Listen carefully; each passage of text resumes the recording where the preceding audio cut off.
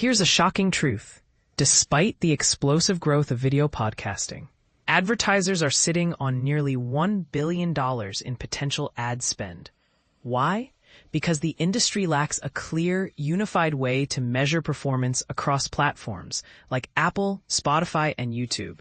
And this is the part most people miss. It's not just about tracking. It's about the chaos of incompatible systems that leave advertisers scrambling to make sense of their data. According to a survey by podcast advertising agency Oxford Road, a staggering 76% of brands would boost their podcast ad budgets if measurement standards were consistent across audio and YouTube.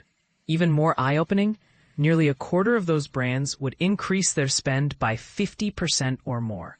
That's a potential $1 billion waiting on the sidelines, as calculated by the agency. For context, Oxford Road surveyed 75 marketers, including 6 of the top 10 spenders in podcasting, giving this data serious weight.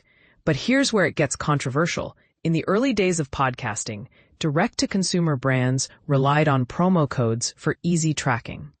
As the medium evolved, pixels and embedded URLs and RSS feeds improved measurement. But the rise of YouTube as a dominant platform, coupled with some platforms ditching pixels, has created a fragmented landscape.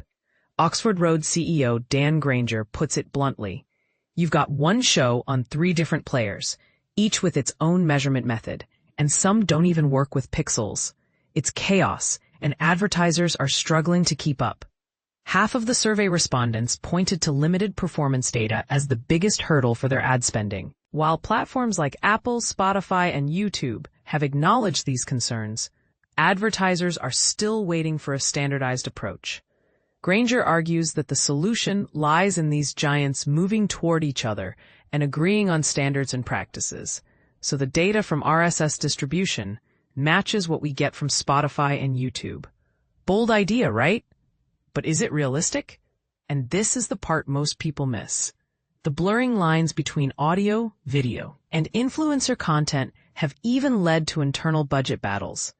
Granger shares, advertisers are avoiding simulcasted podcasts because of the politics over whose budget it comes from.